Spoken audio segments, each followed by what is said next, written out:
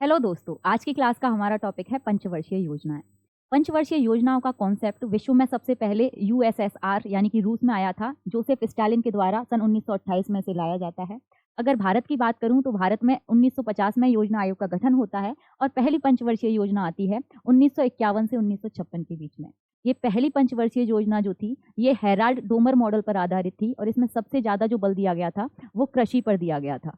इसमें जो विकास की लक्षित दर रखी गई थी वो 2.1% रखी गई थी, जबकि जो हासिल विकास दर हुई थी वो 3.6% हुई थी। मतलब कि एक सफल पंचवर्षीय योजना थी। अब क्योंकि इस पंचवर्षीय योजना में कृषि पर बहुत ज़्यादा बल दिया गया था, इसलिए यहाँ पर कई सारी परियोजनाएं भी आ जाती हैं, जैसे आपकी भाखड़ा नागल, हीराकुंड और मेट्टूर बांध परियोजना इसी पंचवर्षीय योजना के समय पर आती है।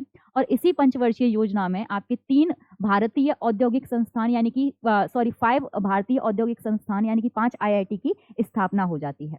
इसके बाद दूसरी पंचवर्षीय योजना आती है 1956 से लेकर 1961 के बीच में। और ये जो दूसरी पंचवर्षीय योजना थी ये पीसी महालनोबिस मॉडल पर आधारित थी। और दूसरी पंचवर्षीय योजना में उद्योग पर यानी कि इंडस्ट्री पर बहुत ज़्यादा बल दिया गया था और इसमें 3 इस्पात संयंत्र यानी कि स्टील प्लांट की स्थापना करी गई थी, भिलाई, दुर्गापुर और राउरकेला।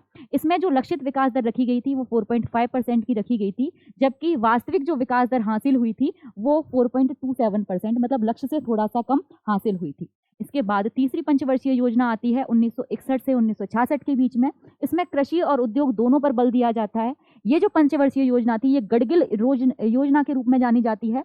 और इस पंचवर्षीय योजना थी ये पूरी तरीके से असफल हो जाती है, क्योंकि इसी योजना के टाइम पे क्या होता है, सन 1962 में भारत और चीन के बीच युद्ध हो जाता है और सन 1965 में भारत और पाकिस्तान के बीच युद्ध हो जाता है। और तभी भारत में अकाल की स्थिति पैदा हो जाती है, जिसकी वजह से ये जो योजना थी ये पूरी तरीके से असफल हो जाती है। इसमें जो लक्षित विकास दर रखी गई थी वो 5.6% की रखी गई थी, जबकि जो विकास दर हासिल हुई थी वो 2.4% की विकास दर हासिल हुई थी।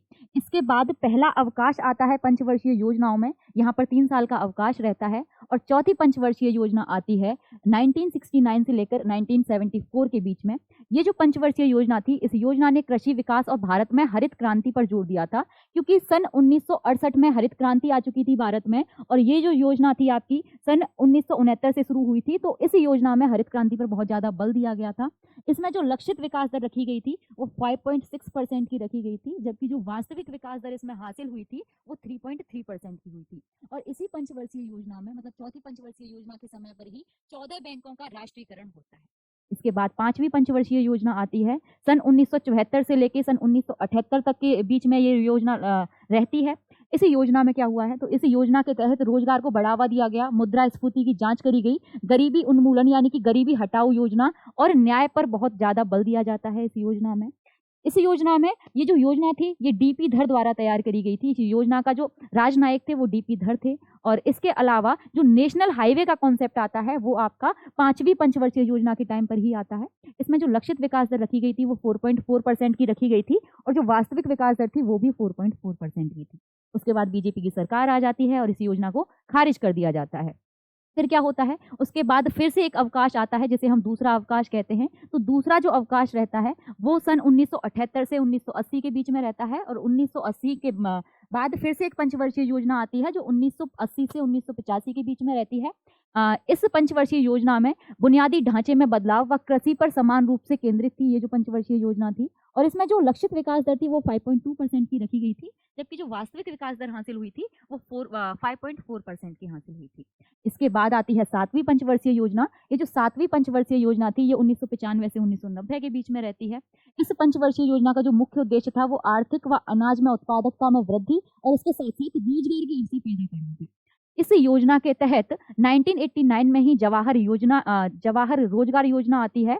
और इसमें जो लक्षित विकास दर रखी जाती है वो 5.0% की रखी जाती है, जबकि जो विकास दर हासिल होती है वो 6.01% की हासिल होती है। इसके बाद आती है 8वीं पंचवर्षीय योजना। और 8वीं पंचवर्षीय योजना का जो टाइम रहता है वो 1992 से 1997 के बीच रहता है। अच्छा, ये जो आपकी 7वीं पंचवर्षीय योजना थी इसके बाद एक तीसरा अवकाश यहाँ पर आता है और जो अवकाश का समय रहता है वो 1990 से लेकर 1992 तक के बीच में रहता है। और इसके बाद 8वीं पंचवर्षीय योजना आ जाती है। इस योजना का मुख्य उद्देश्य जनसंख्या वृद्धि पर रोक लगाना, नियंत्रण करना, गरीबी में कमी करना तथा रोजगार के अवसर पैदा करना था। इस योजना में जो लक्षित विकास दर रखी गई थी वो 5.6% की रखी गई थी, जबकि जो वास्तविक विकास दर हासिल हुई थी वो 6.8% की विकास दर हासिल हुई थी। इसके बाद 9वीं पंचवर्षीय योजना आती है सन 1997 से लेके 2002 के बीच में, और ये जो पंचवर्षीय योजना थी इसमें सबसे ज़्यादा जो जोर दिया गया वो रोजगार के अवसर पैदा करने, गरीबी कम करने और इसके साथ साथ कृषि उत्पादकता में बढ़ोतरी के साथ साथ इसमें ग्रामीण विकास पर भी जोर दिया गया।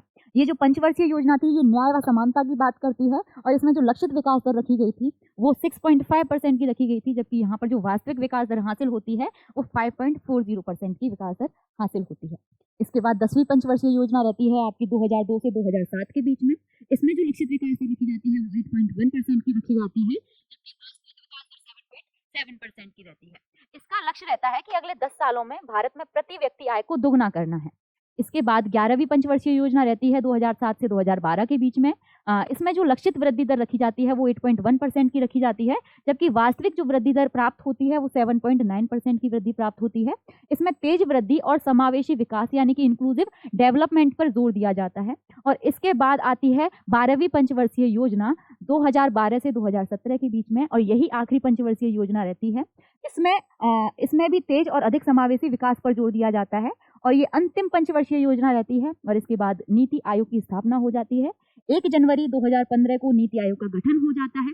जो नीति आयोग है वो एक थिंक टैंक की भांति काम करता है, और यहाँ पर ये पंचवर्षीय योजनाओं की जगह 3 दस्तावेज जारी करता है, जिसमें एक दस्तावेज होता है जिसमें 3 वर्षीय कार्य एजेंडा दिया जाता है, मतलब 3 सालों में जो काम कंप्लीट करने हैं, और एक दिया जाता है जिसमें 7 वर्षीय मध्यम अवधि की रणनीति का दस्तावेज दिया जाता है, और एक दिया जाता है 15 सालों का एक विजन डॉक्यूमेंट यानी कि लक्ष्य दस्तावेज।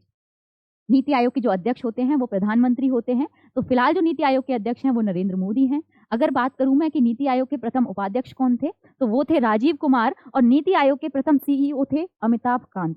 और अगर करंट में पूछा जाए तो करंट में यानी कि वर्तमान में जो नीति आयोग के उपाध्यक्ष हैं वो सुमन बेरी हैं, और नीति आयोग के जो सीईओ हैं वो है BVR सुब्रमण्यम। तो ये कुछ बातें मैंने आपको बताई पंचवर्षीय योजना, योजना आयोग और नीति आयोग से रिलेटेड। अगर ये क्लास आपको पसंद, सब्सक्राइब कर लें। Thank you so much.